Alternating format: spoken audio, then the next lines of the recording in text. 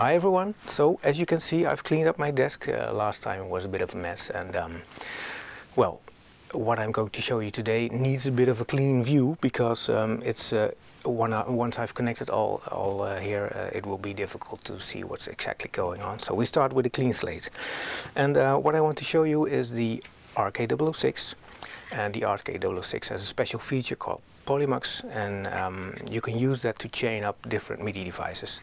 There are two modes, like you have PolyMUX in ports, which means every MIDI port can go to a different synth and will be chained together. And there's also MIDI channel PolyMUX, which will just rotate MIDI channels on a single port for polyphonic device already, different multi-timbral stuff. Anyway, I guess that will be a different chapter in all this.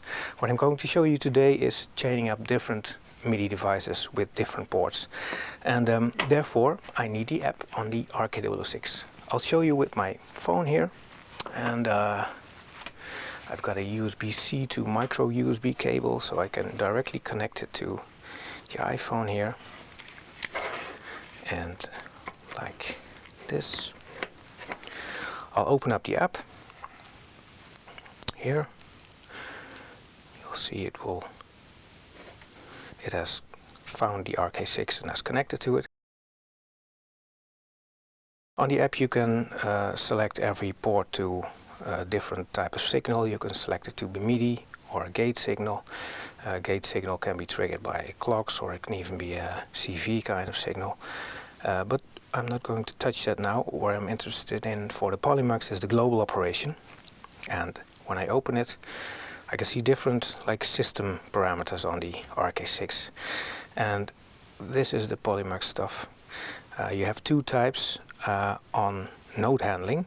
One is like round robin, so every note you play just goes to a different MIDI channel, and it will override already outputted notes if you put a note to it again when the cycle is round.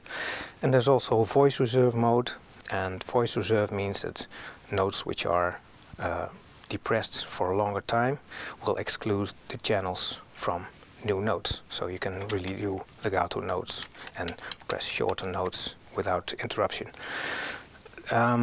I hope this is a bit clear. I'll promise you it will be more visible when I've connected all the stuff.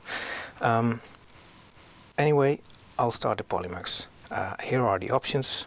I wanted to use different MIDI ports, so these are the port chain PolyMUX modes. I'll use 4 of them, and I want them to play from MIDI channel 1, which means that my keyboard needs to send out on MIDI channel 1, and all the devices I connect to it will be also set to channel 1. So you don't need to reserve multiple channels to get all this together. The RK6 will remap it to like one big synth. Okay, well, not to forget, you have to store this setting to the RK6, and I always do a user one backup, so it's stored in different locations. Well, now I can unplug it, and I don't need the phone anymore. And it's time to connect all this stuff. So first, RK6, and I need to host a USB device, so I'll use the OTG cable you get with the RK6. And if you want to host multiple USB devices, you can just plug a generic hub onto it like this. And well, now you have 3 devices you can host, and the RK6 will just merge them together. Now I'll use some USB power here. I'll connect that on this one. And lastly, I'll connect the whole thing to the RK6. It starts up, and now when I press a note, you'll see that these 10, 9, 8 and 7 will blink like in sequence.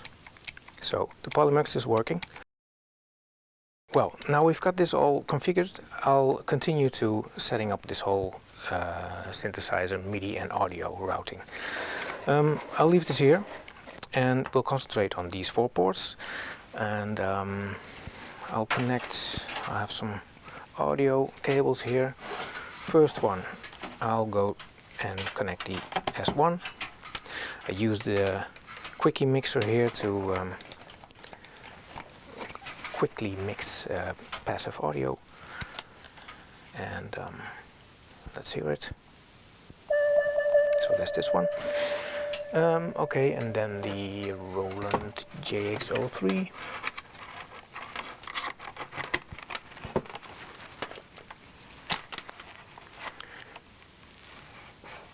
See if we hear something. Yeah. And there's the SH01.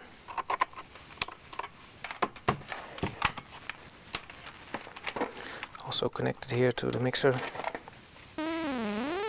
Yeah, I can also hear it. And the NTS1, that one just, let's see, well, a short audio cable. It's okay, like this. You see it's getting busy. And here, the NTS1 has TRS-A, which is the same as the RK006.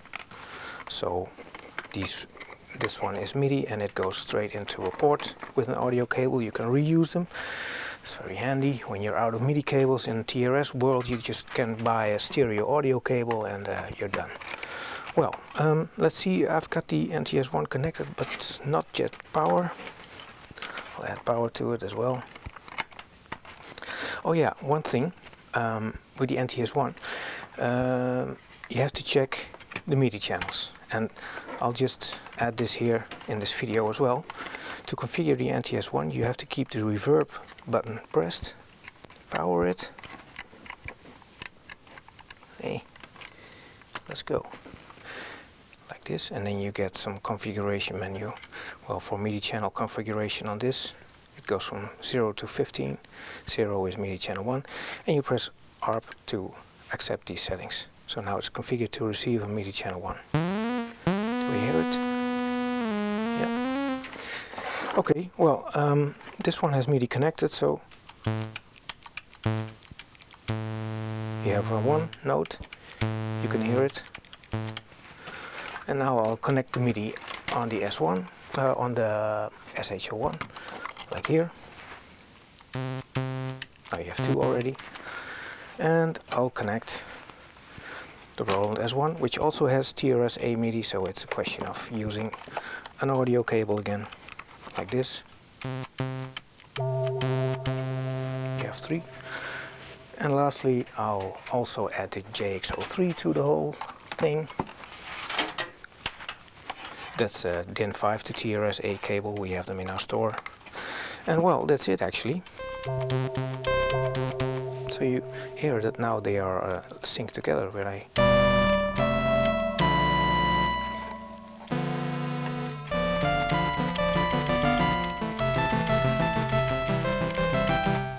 like this.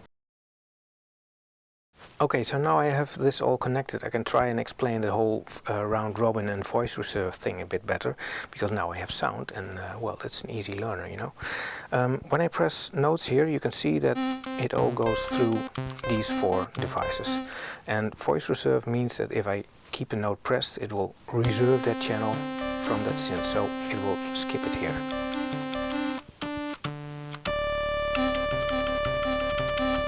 And on round robin, all those next notes would just override this channel again, so you can't make long notes with that system.